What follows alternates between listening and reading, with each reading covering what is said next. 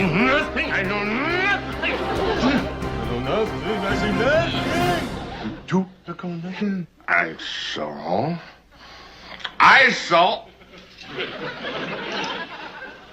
Nothing. Nothing. Internal memo was leaked from the Ontario Ministry of Housing last week that was very concerning, showing that land planners, employees of the government in the Ministry of Housing, warned Doug Ford that his action late last year with Bill 23 to force municipal boundary expansions on a whole bunch of different cities in Southern Ontario would actually slow down the construction of new housing. Yet Doug Ford went ahead and did it.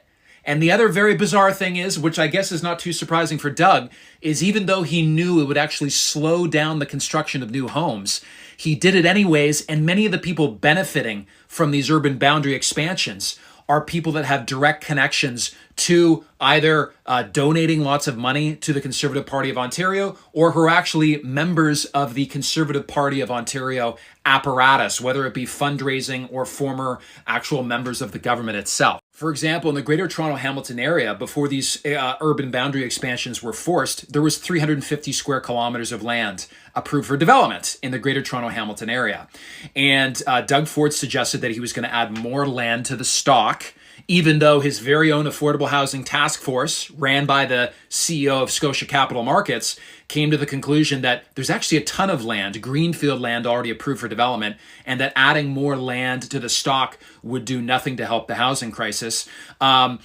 So he proposed these changes. The people of Hamilton, the city councillors, voted against it after doing a referendum with Hamiltonians, and Hamiltonians overwhelmingly voted against the urban boundary expansion because the data showed that there was already lots of land approved for development.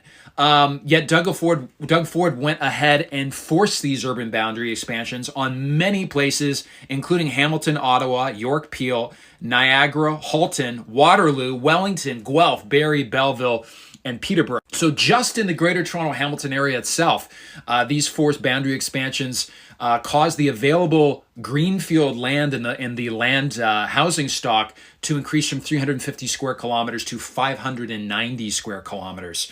So the reason that this would actually slow down land construction is that there are part of the big problem in the housing industry people don't understand in Ontario is that we have limited capacity to build new houses compared to what the level of immigration rate is. You know, there's 1 million new Canadians coming into the country every 8 months under Justin Trudeau's immigration target, and generally between 40 and 45% of those people come to Ontario. Yet in the past 12 months, we built 65,000 new units of housing in Ontario. So it's an absolute clusterfuck because there's no way that we can build enough houses for what the immigration targets are. But what Doug Ford is doing by expanding these urban boundaries is actually slowing down the new housing construction process. What the land planners were saying in this leaked memo was that, listen, if you expand the boundaries from where they are, there's already sufficient land. If you expand them even more, and all of a sudden a developer that was going to be building a subdivision here is now building one out here, it's going to take much, much longer to build all the infrastructure to that further spot. It's also going to be more expensive. The developer has to pay for the infrastructure, but it's going to be more expensive to municipal taxpayers to serve that greater distance of infrastructure as well. So that drives up municipal taxes at the same time, right? Like in the past 12 months, we only built 65,000 new units of housing in this province. And actually new housing starts are going down, even though there's insane demand, partly because a lot of the small and medium-sized developers, they can't profitably build in this high interest rate environment. So we're in quite a clusterfuck where the immigration rates are historically high on an absolute and a relative basis set by Justin Trudeau. And there's no way our housing industry can build enough houses, new units in Ontario. And then Doug Ford is doing all of these tweaks, benefiting land speculators that have direct connections to him. For example, the Greenbelt land swaps or expanding these urban boundaries when there's already more than enough land for development. By expanding the boundaries, the land speculators can make a lot more money, but it's going to be slowing down the limited capacity we actually have to build homes. So this is, again, another example that shows Doug Ford doesn't really care about solving the housing crisis in Ontario. He cares about wildly enriching his insider elite friends who are directly connected to him. So I hate, reporting on all this Greenbelt stuff, but there's just so much corruption going on with the Ford government that I can't help but share this news. Hi, this is Bill for the Fourth Insider. Do we ever have update for our taxpayers this week?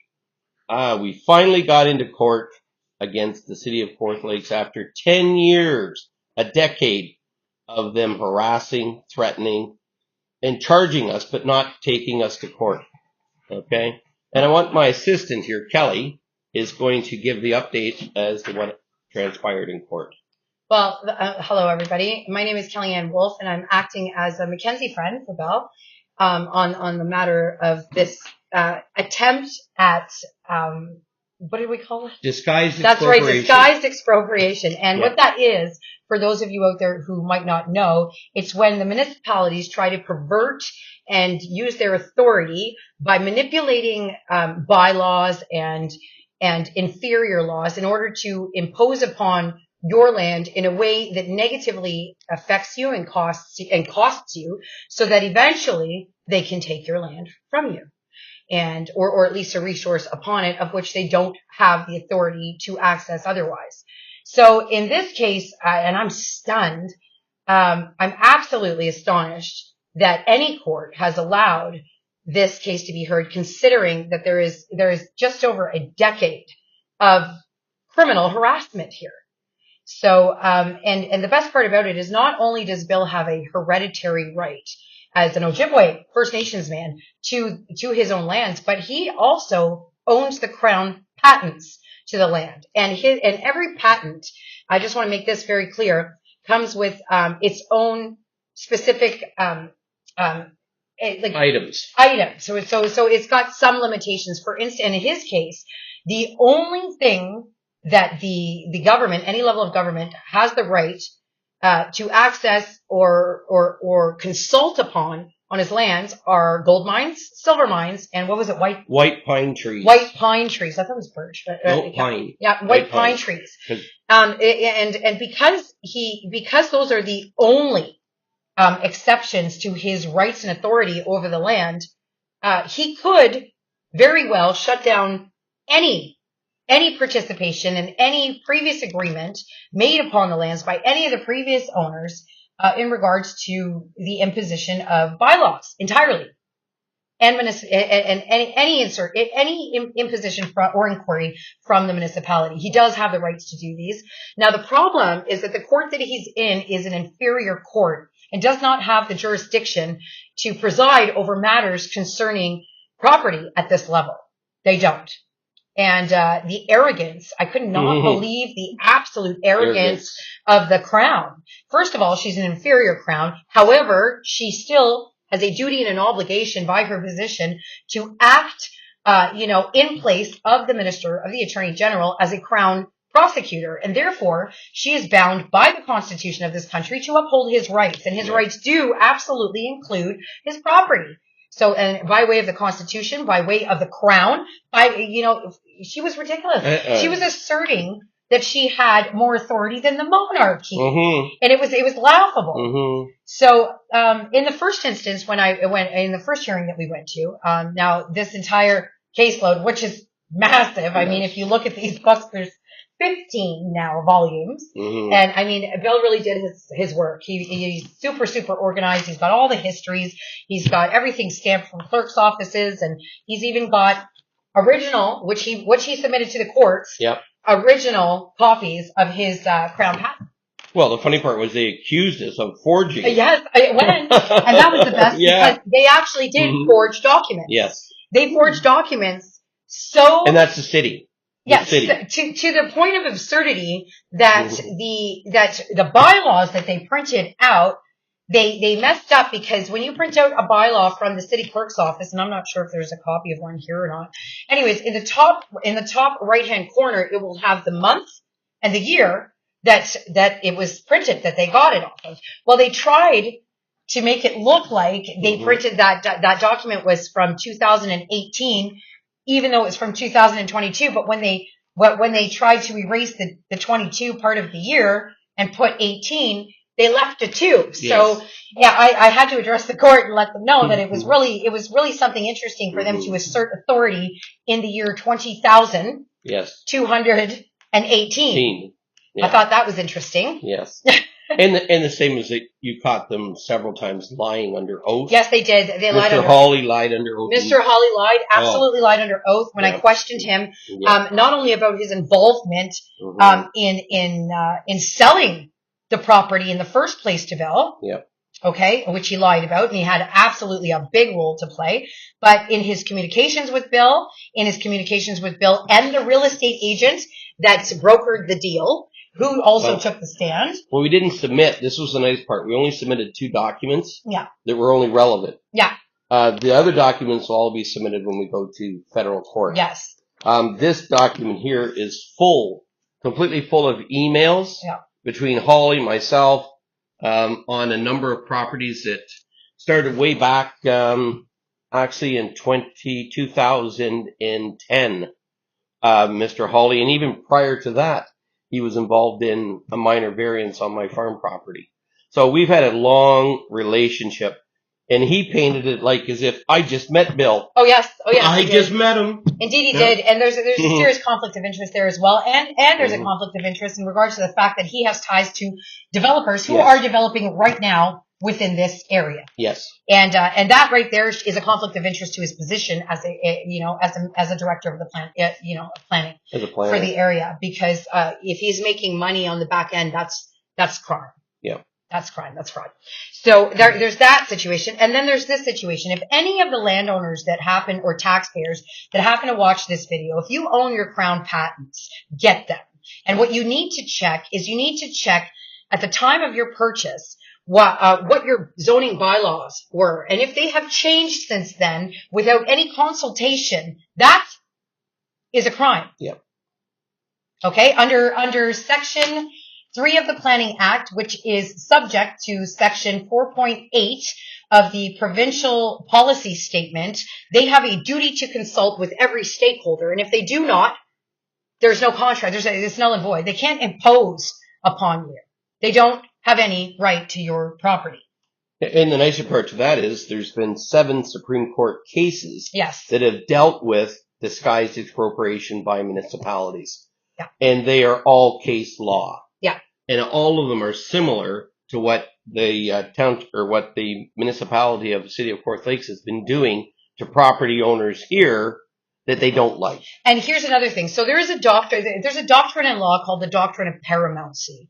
And it's called, or doctrine of supremacy, right? It's a rule of law where, when a municipal law or a provincial law comes into conflict with a federal law, the federal law prevails. And in this case, the Canadian Bill of Rights, although not entrenched in the Constitution of 1867, is very much a statute under the Constitution of 1867, which, make no mistake, is the Constitution that rules and is supreme in this country. The Charter is an act, and it is a second constitution, of which you can go on to justice.ca, and you will see at the top, Constitution Acts, pluralized, which absolutely lends the appearance that there are 2 constitutions in this country. And one of them serves you and your rights, and the other one, applies only to the government and the parliament, of which it does say in section 32 bracket 1 of the Charter, the Canadian Charter of Rights and Freedoms. You can read it right there for yourself. It does not apply to you. It only applies to the government and the parliament. Mm-hmm. So, and I'll get into that in a quick second, and what the differences are between that and the Canadian Bill of Rights. So, you have a right to life, liberty, security, property, autonomy, free speech, and more in this country. And nobody has the right to impose upon it. They need your consent to do that. So, to every property owner out there, do not stand down. And when you stand together, you guys will have a majority of ownership and authority over this land that they cannot assert upon you. Now, I would suggest to look up Miss Maggie Braun and the things that she is doing with the municipalities, because these municipalities have signed on to a foreign agenda of which you have never been consulted on, of which is being pushed forth within your municipalities by unelected members within your municipal staff. You need to confront your mayors and your councillors. And the CAO. Yep, and the CAO. You have to confront all of these factions. And Maggie's got an entire plan, her and Sheila Law, and you need to look up the things that they've been doing because you need to apply it here. It absolutely has to be done. And that's under Agenda 21. Yeah, Agenda 21 and Agenda 2030. Yeah. And I would like everyone out there to know that Agenda 2030 from and this comes from Jody Ledgerwood. Some of you out there might know who she is, and if you don't, please do look her up. Her and Chris just went to the UN conference on the Sustainable Development 2030 plans, and we've done so well that we've set them back at least 10 years. Yeah. So the focus that they're going to be aiming at is to come after you for financial slavery with the digital identifications and these 15-minute cities. And make no mistake, like our indigenous nations and our First Nations and our Native people will tell you, like Adrian, you know, that this is exactly what they did when the British first came and conquered. Is they brought in immigrants, tons and tons of immigrants, and most of your family, you come from lines of these immigrants, and they forced these, the Indians into their own versions of 15-minute cities. Concentration camps. Yep. And while they sold off the land and resources to everyone else with, the Land Claims Act and all these crown patents, et cetera. Yep. So you're the new Indians, folks. Yep. You're the new Indians, and that's a fact. And so it's time for everybody to come together and protect and defend this land.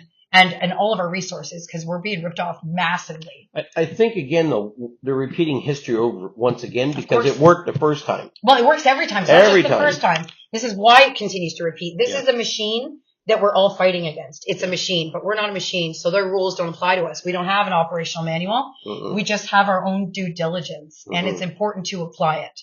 So with that said, what I want to let everybody know is that they absolutely lied, and they went ahead and lied to the courts, providing fabricated proof that they rezoned Bill from an M1-6. -6 to an M1-5, which we have proven with the updated bylaws and the updated maps, like you can see right here, that were printed out at the clerk's offices, multiple clerk's offices, that was just simply not true. So now the nice part is they were shocked. We had the original documents from the previous owner. I just can't believe not only but the incompetence and arrogance of them to rely upon the incompetence and arrogance of others. Yeah. People, they think that you're stupid. They think you are stupid. Yeah. And if you do nothing, then I'm sorry, but you are. Yeah. And you deserve it. So it's time to do something. I'm happy to meet, and that, and I'll sit down and I'll help them in the best capacity that I can. I'm not an expert, but I do have access to some pretty serious experts, of which we're going to get involved, especially moving to the federal level. Well, that's why we've invited over the series of a year for people to come out and tell us their concerns at the Fourth Lakes taxpayers meetings. We hold one every Monday night, like tonight. Yeah. And we get a lot of interested people out. The problem is that's all they do. They don't go that other step. Now we're lucky in my case, I've got two other really strong supporters that the city has done exactly the same thing to them as well. Also who own their crown patents. And they have crown patents as well. Yeah. So we're just waiting to get ourselves into federal court. Yeah. Yeah, we are. So we're not sure of what the actual verdict is going to be, but I can't see him, it's touchy. I can't see him ruling against him, or he would have done it on the spot. You would have thought. And that justice of the peace did allow me to put that ridiculous crown attorney, in her place. And I have put on for the record, that she is attacking you with not only malicious prosecution, but vexatious harassment. And lied the whole time in her closing. Oh, she was very desperate. She was very, very desperate. So, and you know what she did was actually a crime. And I didn't address that at that point. But if we get to federal court, then I will be absolutely holding her to account. And I can do that because I did put her in her place on the factum and on and for the record. It's a violation of section 137 of the criminal code, the things that she did, right? So and we've requested a transcript because we're going to use that in our other two cases. Well, and that's the thing. So in most things is when, if he does rule against you, and we have to go to appeal, the difference with your case and the typical case that goes for appeal is that there is a jurisdictional issue because it pertains to land and property and a crown patent. So, and because of these things, most cases when you go to appeal, you can only bring forth the information that was brought forth in the previous matter, in the previous hearings of the lower courts. However, in this case, because this inferior court does not have the jurisdiction to preside over a matter of property law and crown patents, new information will be allowed to be submitted in a federal court. And that'll be our other 15 volumes of information. And they're going to want to know everything. And we will be pushing for a full court order against this municipality to stand down. And then we will be holding every single individual named and involved in these documents to full account in their individual capacity. So, they don't call me a wolf for nothing. I guess it's stay tuned, eh? Nah. This ain't over. No, it's not. It's not over at all. And there are other remedies from our network that will be coming forward, including and not limited to, and I gotta plug it, in 8 to 10 months from now, we are going to be providing every single individual in Canada the ability to govern themselves and walk away from this regime. Yes. So look out for that. And it's like having your own independence, but still living within a country. Absolutely, and keeping our institutions and not causing any harm to anyone who's dependent upon them. Exactly. So, and that's what's important. So, But I think the day has come that politicians are going to find themselves accountable to the people again. Well, they have to. And here's the thing, right? So anybody out there, and I'm going to give you the resources so you don't have to take my word for it. You can go and look it up yourselves. In the Constitution of 1867, the structure, roles, obligations, requirements, duties, and limitations of our government is absolutely, explicitly, and definitively described. And look it up and you will see. Nowhere in there are you going to find a premier, a prime minister, or a political party. Because these people are not your government. No. They are representatives of a third-party service corporation whose job it's supposed to be to mitigate between the people and the government. Who is the government? The Privy Council and the executive branch. Okay? And then we have an independent arm, which is the judicature. And that regime is absolutely gunning and aiming at destroying the independence of our judicature. And that's something that I'm dealing with in my own personal matters. Yep. And I want to keep the focus on this. So do participate. Do come out on Monday nights, and I mean, this is your life, your livelihood, your land, your property. Well, this is your grandchildren's future. This is our water. Yeah. We're talking We have the cleanest air in the world and we are the richest country in the world in natural resources. So to every one of you landowners out there, you have a duty and an obligation to protect these things. So do it. I got to thank you, Kelly, for coming up. Oh, I got to thank you. It's always a pleasure. It's all about community, guys. Yeah, I'm going to tell you something. When we unleashed the wolf, the chickens ran. I'll tell you. They could not stand the heat. All right. Well, it's embarrassing. It's embarrassing for people to go to law school for all those years. Yeah. And I do have some law training. The judge was taken aback a bit. Oh, yeah. But that's because he's inferior. Yes. So, and the matters that I usually attend to, I'm before a judge of inherent jurisdiction in a court of equity, and they are fantastic. They are not corrupt. No. They are on our side. And as you saw, I was there. I was there in court with you and witnessed the difference. The between respect. The respect that they gave to Kelly on her matter. Very forthright, very respectful, and did not call her down at any time like the way she was treated in Hazard County Courthouse by judge or worship or but whoever. He still bowed down. He had no choice. To bow. He still bowed down. Yeah, I suppose I'll let it. And he puts his head down because he couldn't even look at me. Yeah. Because he is a judge of an inferior court and does not have jurisdiction over me. I'm a sovereign woman. So. And we're back on, if anybody wants to come, November the 28th. For verdict. In Hazard County Courthouse, Lindsay. Yeah. Courtroom 7. Yep. Thank you. Thank you again, Kelly. Yep. Good night. Good night, guys. There's another investigation being opened up into Doug Ford. When it rains, it pours, ladies and gentlemen. So this is the Auditor General. They've announced that they're investigating Doug Ford's use of the MZO tool, the Ministerial Zoning Order, which is a basically emergency use only tool that premiers have where they can override all provincial planning, all municipal planning to rezone land. And it's been used a ton of times by Doug. Doug has used this. It's supposed to be used once in a blue moon. Doug has used the MZO tool more in just his first 4 years in office. He's used it more than all the other premiers combined in the history of this province. So one great example of what he has used an MZO for in a highly sketchy manner is the MZO he gave to Shakir Ramatula of Flato Developments for the Drudge family farm in Northern Markham. You know, we covered that story. We did the podcast on Wild Ontario podcast with Heather Drudge, link in bio to listen, about what happened with that story. So, you know, he bought the farm for $15 million. And then he got this MZO from Doug Ford. And then all of a sudden, after he got it rezoned from agriculture to development land, even though the land is in a very inappropriate place to develop, the land all of a sudden became worth $300 million.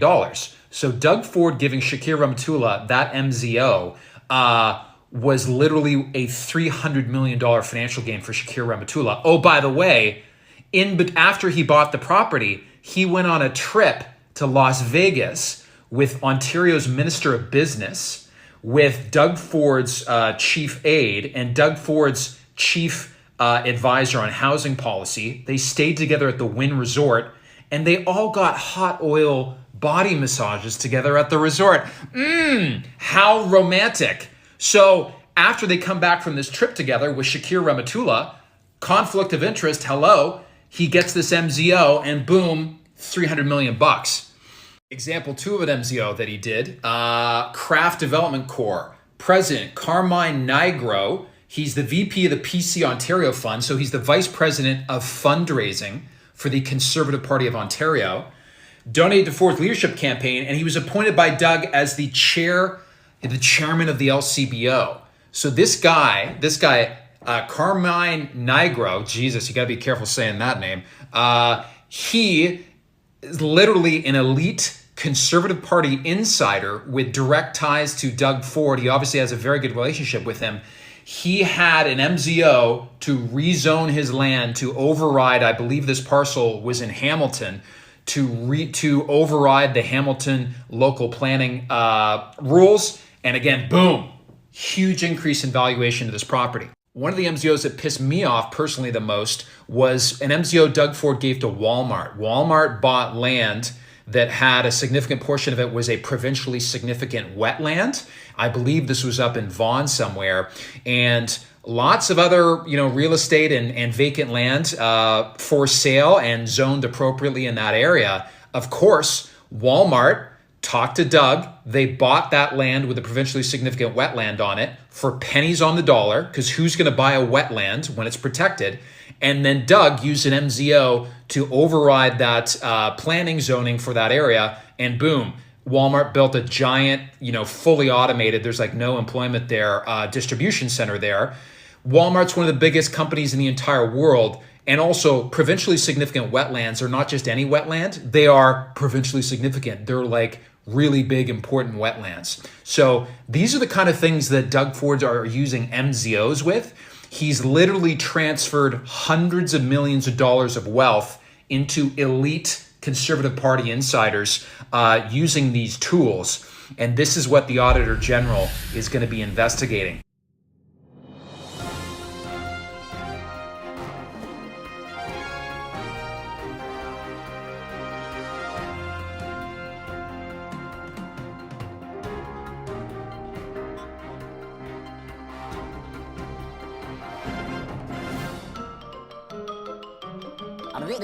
That's all, folks.